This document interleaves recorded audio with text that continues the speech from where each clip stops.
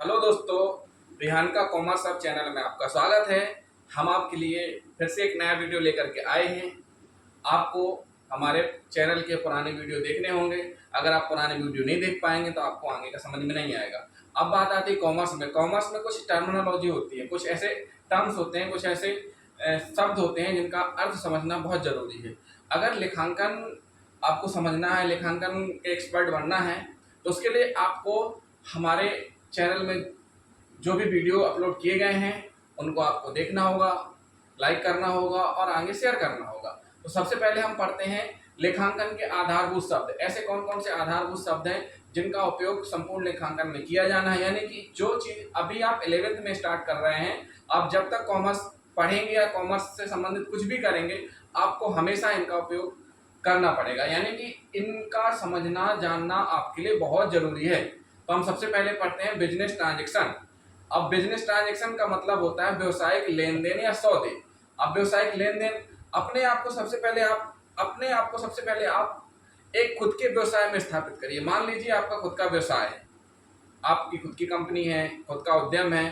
तो अगर आपका खुद का व्यवसाय हो तो उसमें कैसे लेन देन होंगे? मुद्रा वाले लेन देन होंगे। मतलब लेन देन कैसे होंगे? जिनमें या तो रुपए जाएंगे या फिर रुपए आएंगे। अब कहते हैं व्यवसाय की संपत्ति, दायित्व, पूंजी, आय, व्यय। संपत्ति, दायित्व, पूंजी, आय, व्यय, इनके बारे में हम पढ़ेंगे।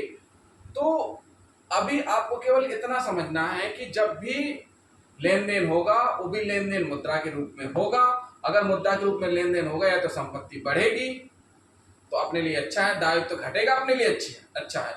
पूंजी का बढ़ना यानी कि आपको लाभ हो रहा है, आय, व्यय, इन सब में परिवर्तन होता है। दूसरी चीज सौदे। सौदे आंतरिक और बाहरी हो सकते हैं। सौदे कैसे हो सकते हैं? आंतरिक भी हो सकते हैं और बाहरी भी हो सकते हैं। आंतरिक सौदे ऐसे होते हैं जो व्यवसाय के अंतर्गत किए जाते हैं। व्यवसाय के अंतर्गत कुछ सौदे किए जाते हैं, वो आंतरिक सौदे कहलाते हैं।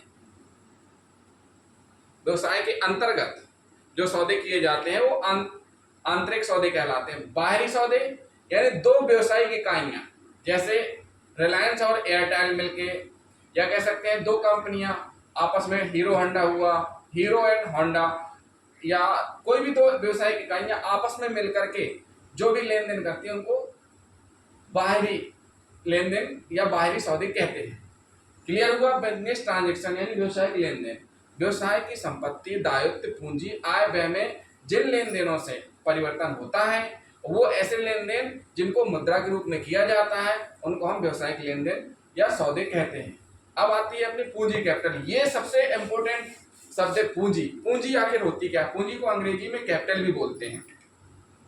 कोई भी स्वामी, कोई भी व्यवसाय का मालिक जब अपना व्यवसाय स्टार्ट करता है तो उसमें कुछ ना कुछ कैश रखता है, कुछ ना कुछ माल रखता है, कुछ ना कुछ संपत्ति रखता है। माल मतलब जिससे उसको प्रोडक्शन करना है, जिससे उसको माल उत्पादन करना है। तो हो सकता है कुछ कच्चा माल भी हो, कुछ तैयार माल भी हो। रोकड़ यानी कैश। कैश बैलेंस भी होना चाहिए व्यवसाय में। कैश बैलेंस इसलिए होना चाहिए क्योंकि डेली के लेन देन या डेली के छोटे मोटे जो पेमेंट होंगे वो कैश से होंगे। संपत्ति यानी संपत्ति से मतलब ये है कि भवन होगा, प्लाट होगा, मशीन होगी, भूमि होगी, ऐसी संपत्ति, या कह सकते हैं कि स्टॉक होगा जिसका उपयोग व्यवसाय में होगा। तो पूंजी मतलब व्यापार प्रारंभ करने के समय में व्यवसाय के स्वामी द्वारा जो व्यवसाय में लगाया जाता है वो कैश के रूप में भी हो सकता है, माल में भी हो सकता है, संपत्ति में हो सकता है, उसे पूंजी कहते हैं।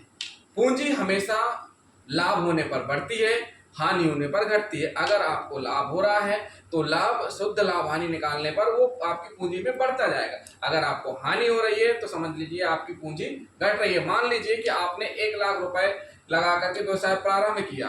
1 लाख में से आपने अपनी दुकान का फर्नीचर खरीद लिया 50,000 का, और 40,000 का माल खरीदा, और 10,000 रुपए कैश रख लिया, यानी संपत्ति के रूप में फर्नीचर आपने खरीद लिया। माल आपने 40,000 का खरीदा, कैश आपने 10,000 रुपए रख लिया। तो आपके व्यवसाय में टोटल पूंजी हुई 1 लाख रुपए। अगर इस 1 लाख में आपको 50,000 का फायदा होता है तो आपकी पूंजी हो गई 1,50,000। अगर आपको इस 1 लाख में से 10 या 20,000 का घाटा होता है तो आपकी पूंजी हो गई 80,000। तो इसे कहते हैं पूंजी। अब पूंजी को भी डिवाइड किया गया है। पूंजी को कैसे डिवाइड किया गया है? पूंजी को स्थायी पूंजी, चल पूंजी और कार्यशील पूंजी 3 भागों में बांटा गया है। अब एक छोटा सा फार्मूला बताया गया है कि पूंजी कैसे कंप्लीट करेंगे, निकालेंगे। पूंजी मतलब संपत्ति माइनस देयता, capital equal to assets minus liabilities. Liabilities का मतलब ये होता है कि आपको कितना उधार देना है, यानी कितना रुपए चुकता करना है।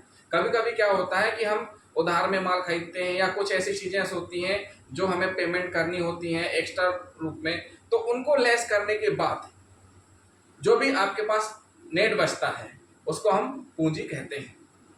अब बात आती है पूंजी की डिवाइडेशन के बारे में। पूंजी स्थायी पूंजी, चल पूंजी और कार्यशील पूंजी। स्थायी पूंजी में क्या क्या आएगा? स्थायी पूंजी से मतलब ये होता है कि ऐसी पूंजी जो व्यवसाय में लंबे समय के लिए चले। अब देखिए, पूंजी से मतलब कैश से नहीं होता है। पूंजी से मतलब ये होता है कि अगर कोई संपत्ति है, कोई प्लाट है, भूमि भवन है, फर्नीचर है, उसे आपने अपने व्यवसाय में लगा रखा है तो वो आपकी पूंजी कहलाएगी। तो इसको हम स्थायी पूंजी के रूप में मानेंगे, यानी जो लॉन्ग टाइम के लिए, लंबे समय के लिए जिस संपत्ति का उपयोग व्यवसाय में करते हैं उसको हम स्थायी पूंजी कहते हैं। चल पूंजी एक फ्लोटिंग कैपिटल कहलाती है, यानी कि पुनः विक्रय के लिए क्रय करना। कुछ संपत्तियां या कुछ एसेट्स ऐसे होते हैं जिनको हम कुछ समय के लिए खरीदते हैं और फिर पुनः विक्रय कर देते हैं, उसको हम स्टॉक और अल्पकालिक प्रतिभूतियां कहते हैं। अब बात आती है तीसरी, कार्यशील पूंजी।